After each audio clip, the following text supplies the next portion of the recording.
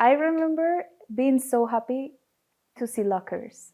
Because, like, for me, it was like the movies that we used to watch in Colombia, I guess, which was like the typical popular girl of cheerleaders and the football players. So that got me excited just because I thought it was going to be different.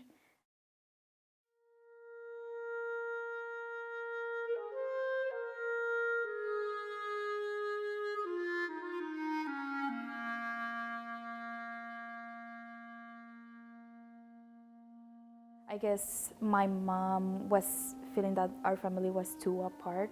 So it was like a decision of having the family together and also having like a good life for me and my brother.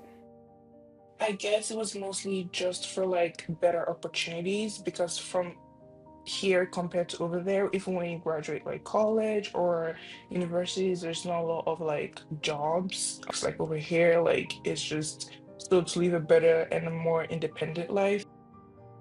I got the opportunity to like go to come to high school in the States in 2018.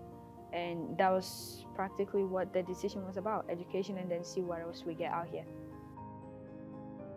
Any opportunity that we have to go abroad, we would. As far as I recall, we were just told, hey, we're moving to Switzerland, Dad's going in October, we're moving in January. Realistically, it all felt super exciting. I mean, I've been playing the violin since I was 4, and you know, growing up we always heard about Juilliard in New York, like if you're gonna be a musician, it's the best place in the world to be, but it was always like a pretty far off idea, you know, it's on the other side of the world. I guess for me it was more like really focused on like my craft, so that was what motivated me to want to move to New York because, you know, I feel like for arts that's the place to be, right? But when I finally decided to come back to the United States, it was because I wanted to advance my music studies. I came with like the mindset of wanting to learn. I went to like a predominantly white institution for high school, and I was like, oh, like, okay, I get to just learn new things because I've never been to a place where it's like I'm like one of very few like people of color.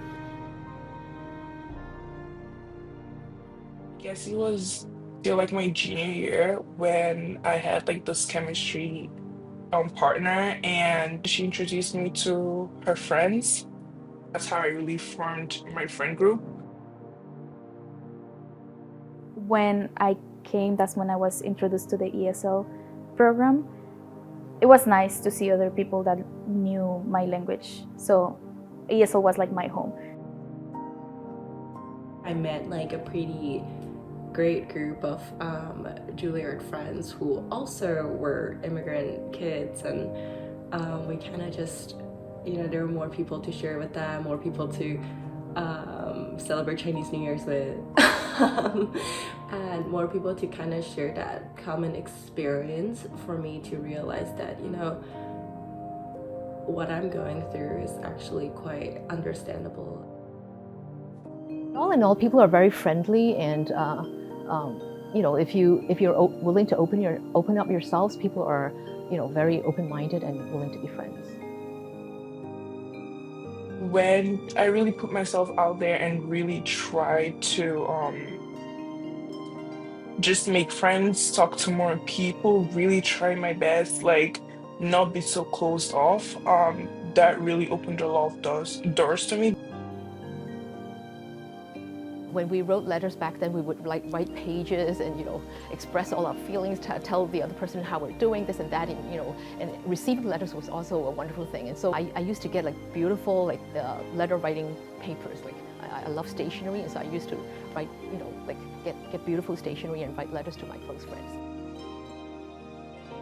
So I would write to my parents. One of the things actually that started when at 10, when I went to boarding school, was every Sunday we had to write letters to our parents.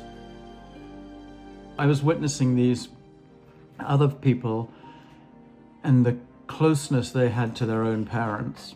And I suddenly felt this desire to develop a relationship with my father the same way these boys had their relationships with their fathers. So I started telephoning him. And that's really at age 20 when I started to get to know my father, and I think he started to get to know me. I think this entire thing has taught me to be a more empathetic person. It really made me try to understand what people are going through. I felt, I guess, a measure of happiness that I chose to go back. So, but I think I would have had regrets if I hadn't gone back and lived there. It also like makes me think that maybe I have more empathy, I guess, for anything. Like I see maybe someone that also comes to the US, and it's like I see what they're going through. The gratitude aspect, like I am happy that I get to live in a country that's for the most part peaceful, and like there are a lot of opportunities. It's not, you know, it's not pressured, and you know, like if you're willing to work hard, you're always given the opportunity, and so for that I'm grateful. You know, I believe that wherever I am is where God placed me, and you know, I'm able to build a happy family here. So I'm grateful for what I have. I'm really grateful for even the experience to even come over here. Like, not everyone gets to have that. So, and I think like if you're thinking about it and if you have the means to, you never know till you try.